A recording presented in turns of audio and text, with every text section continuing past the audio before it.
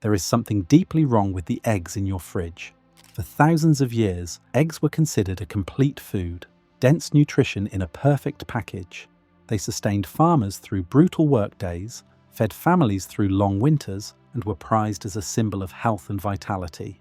But today, that same word, eggs, describes something that comes with warnings about cholesterol, concerns about inflammation, and a pale, watery yolk that looks nothing like what your great-grandmother cracked into her pan. In medieval Europe, a working peasant ate eggs regularly, often daily when hens were laying. These weren't just calories, they were nutrient-dense fuel, deep orange yolks, rich flavour, thick whites that held their shape in the pan. The people who ate them worked from sunrise to sunset. They built stone cathedrals. They ploughed fields by hand, and they thrived. No epidemic of heart disease, no cholesterol panic, no warnings to limit eggs to twice a week. Fast forward to today. Heart disease is the leading cause of death. Doctors tell you to watch your cholesterol. Nutrition guidelines warn against eating too many eggs.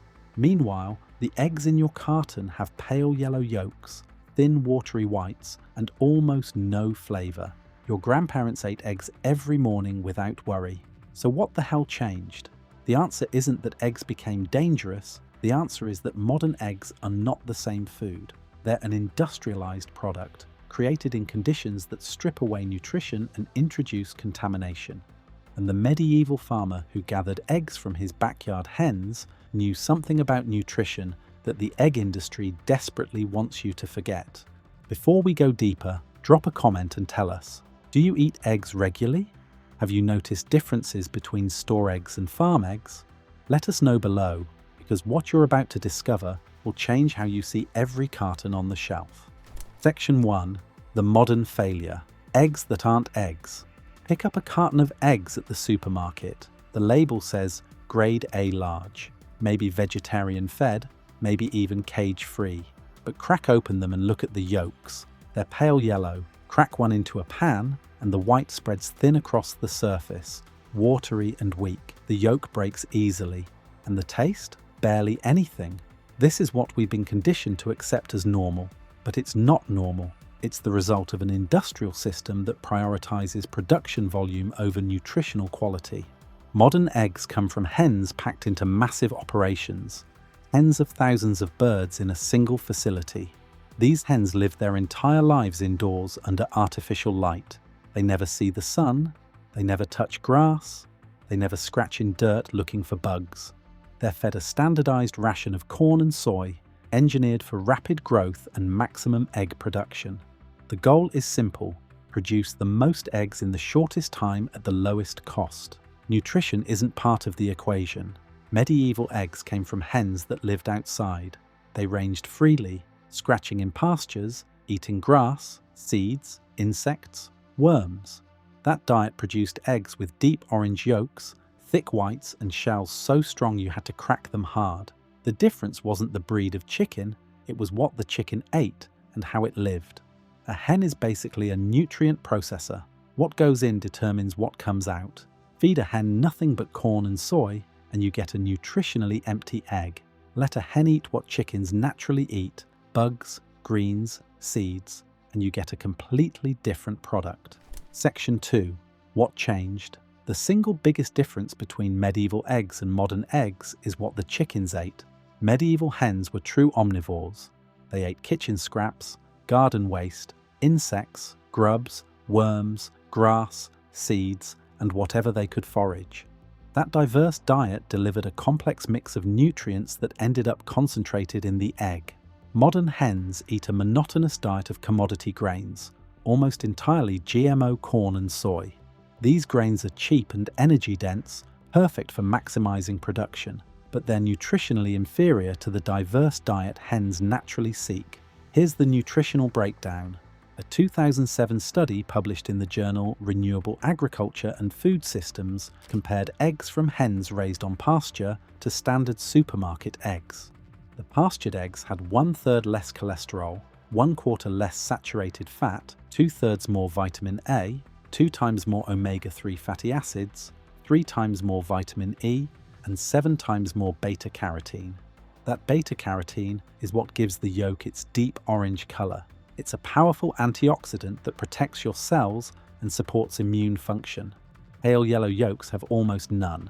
But the most important difference is the omega-3 to omega-6 ratio. Omega-3s are anti-inflammatory. They support brain health, heart health, and reduce chronic disease risk. Omega-6s in excess are pro-inflammatory and contribute to chronic disease. Medieval eggs from hens eating bugs and greens had a ratio close to 1:1. Modern eggs from grain-fed hens have ratios as high as 1:20. You're getting 20 times more inflammatory fats than anti-inflammatory ones. That's not food, that's a recipe for disease. Then there's vitamin K2, one of the most important and overlooked nutrients. K2 directs calcium into your bones and teeth and keeps it out of your arteries. It's found in animal foods, especially from animals eating green plants. Pastured hens eating grass produce eggs rich in K2. Grain-fed hens produce almost none. Studies have linked adequate K2 intake to reduced heart disease, stronger bones, and better dental health. Medieval people eating eggs from foraging hens got plenty. You're getting almost nothing from supermarket eggs. Section 3. What changed? The living conditions. Medieval hens lived outside. They scratched in the dirt. They dust-bathed in the sun. They roosted in trees or simple shelters at night. They had space to move, social structures, and natural behaviors. This wasn't sentimentality, it was practical. Healthy chickens produced better eggs and stayed productive longer. Stress kills egg production. A hen that's sick, crowded, or miserable lays fewer eggs or stops entirely. Modern egg production operates on a different logic. Hens are kept in controlled environment buildings with artificial lighting timed to manipulate laying cycles. In conventional operations, hens are in battery cages so small they can't spread their wings. Even cage-free operations often pack thousands of birds into giant barns with barely more space per bird. The air is thick with ammonia from waste. Disease spreads rapidly, so hens are given antibiotics. The stress is constant. These hens are biological machines, pushed to their limits and discarded after 1 or 2 laying cycles when production drops. That stress affects the eggs. Research from the University of Reading in the UK found that hens under chronic stress produce eggs with elevated levels of corticosterone, a stress hormone. When you eat those eggs, you're consuming that hormone. Stress also depletes nutrients. A stressed hen pulls from her own body reserves to keep producing eggs, resulting in eggs with lower nutrient density.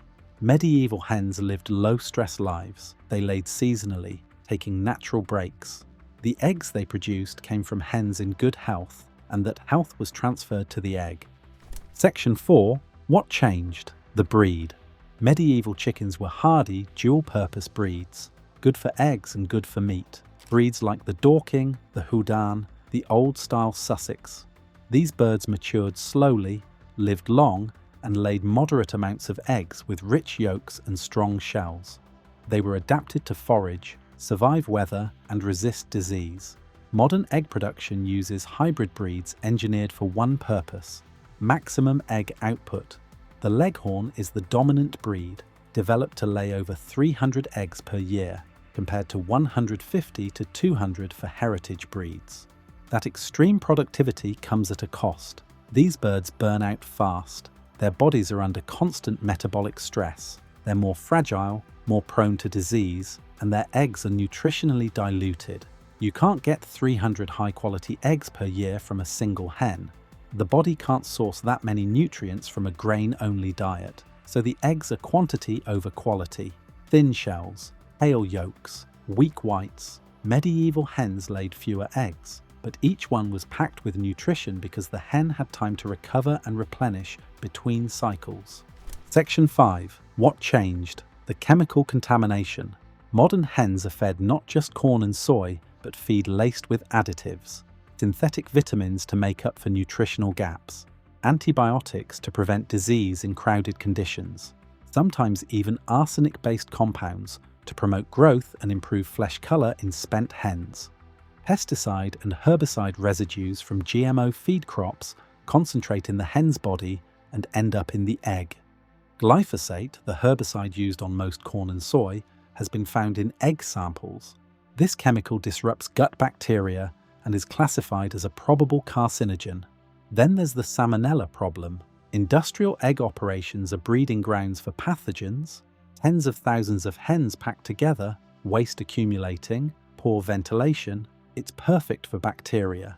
That's why eggs are washed and refrigerated in the US, stripping away the natural protective coating on the shell. Medieval eggs didn't need refrigeration. The hens lived clean lives outdoors. The eggs had intact cuticles that sealed out bacteria. You could store them at room temperature for weeks. Modern eggs are fragile, contaminated, and require cold chain logistics just to stay safe. Section 6. The proof. In 2010, Mother Earth News conducted a wide survey comparing pastured eggs to USDA data for conventional eggs. The pastured eggs had 4 to 6 times more vitamin D, a critical nutrient for immune health and bone strength. Vitamin D deficiency is epidemic today, and one major reason is that our food no longer contains it. Medieval people got vitamin D from sun exposure and from animal foods, including eggs from outdoor hens. Your supermarket eggs have almost none. A 2003 study in the journal Animal Feed Science and Technology found that the fatty acid profile of eggs can be radically changed within weeks based on hen diet. When hens were switched from grain to pasture, omega-3 levels in eggs tripled within 3 weeks. This proves the egg is a direct reflection of what the hen eats. Feed her garbage, you get a garbage egg. Feed her a species-appropriate diet, you get a nutrient-dense superfood, and the taste difference is undeniable. Anyone who's eaten a real pastured egg knows immediately. The yolk is thick, stands tall, deep orange. The white is firm and gels in the pan. The flavor is rich, almost buttery. There's no comparison to the watery, bland product in the supermarket. That flavor is nutrition. Your body recognizes it as real food. Section 7. Why we abandoned what worked. The shift happened after World War II. Industrialization hit agriculture hard. The goal was to produce cheap protein for a growing population. Chickens were moved indoors into controlled facilities. Breeding focused on output. Feed became standardized commodity grains. Automation replaced human labor. Costs dropped. Egg prices fell. Availability skyrocketed. On paper, it was a success. Eggs became affordable for everyone. But the trade-off was quality. In 1950, the average American ate about 400 eggs per year. By 1970, that dropped to under 300. Why? The cholesterol scare. Flawed studies in the 1960s blamed dietary cholesterol for heart disease. Eggs were villainized. Health authorities told people to limit eggs. The industry responded by ramping up production volume to maintain revenue despite falling per capita consumption. Quality dropped further. It became a race to the bottom. Cheapest production wins. Nutrition was irrelevant, but the science was wrong. Recent research has shown that dietary cholesterol has minimal impact on blood cholesterol for most people. The real culprits are sugar, refined carbs, and industrial seed oils, the exact things that replaced eggs in the Western diet. Meanwhile, eggs from pastured hens contain nutrients that actively protect against heart disease, omega-3s, K2, choline, and antioxidants. Medieval people ate eggs without guilt or fear, and they didn't have epidemics of heart disease. That came later when we abandoned real food for industrial products. Section 8. How to eat real eggs again. If you want eggs that nourish instead of harm, you have to be selective. First, find a local source, farmers markets, small farms, neighbors with backyard hens. Ask how the hens live. Do they go outside? Do they eat bugs and grass? What do they get fed? A real pastured egg will have a deep orange yolk. If it's pale yellow, the hen didn't eat greens or bugs. Walk away. Second, if local isn't available, look for labels that mean something. Pasture-raised is better than free-range, which often just means access to a small dirt lot. Organic means no pesticides in feed, which matters.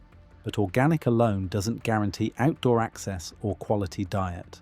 You want both, and expect to pay more. Real eggs cost more because they cost more to produce. A dozen pastured eggs might be $5 to $8. A dozen factory eggs are $2. But you're not comparing the same product. One is food, one is filler. Third, if you have space, raise your own hens. Even a small backyard can support 3 to 5 hens. They'll eat your kitchen scraps, control pests, fertilize your garden, and give you the best eggs you've ever tasted. It's not hard. Chickens are low maintenance, and the return on investment in health and food quality is massive. If you're learning something valuable here, hit that like button and subscribe. We're digging up the knowledge that the industrial food system buried because it threatens their profits. The medieval farmer gathering eggs from his hens wasn't ignorant. He was working with a natural system that produced nutrient-dense food. We traded that system for efficiency and scale. We moved hens indoors, fed them cheap grains, and pushed them to produce at unnatural rates. And now we wonder why eggs, once a symbol of vitality, come with health warnings. The answer is simple. We stopped raising chickens, we started running egg factories, the hens became units of production, the eggs became commodity products. Nutrition was sacrificed for cost. Medieval eggs weren't a superfood because chickens were magic back then. They were a superfood because chickens ate what chickens are supposed to eat, lived how chickens are supposed to live, and produced eggs that reflected that health. That's the knowledge the egg industry doesn't want you to have. Because if you understand the problem isn't eggs, it's how we produce them, you stop buying their product. You start demanding real food. And that's exactly what you should do. Medieval eggs were food. Your supermarket carton is an industrial output. The choice is yours. The secret was never lost. It was just buried under 50 years of bad science and corporate profit. Every time you choose a real egg from a pastured hen, you reclaim that knowledge. Knowledge that kept people strong when food was scarce. Knowledge that still works today. Subscribe, and let's keep digging up what they buried.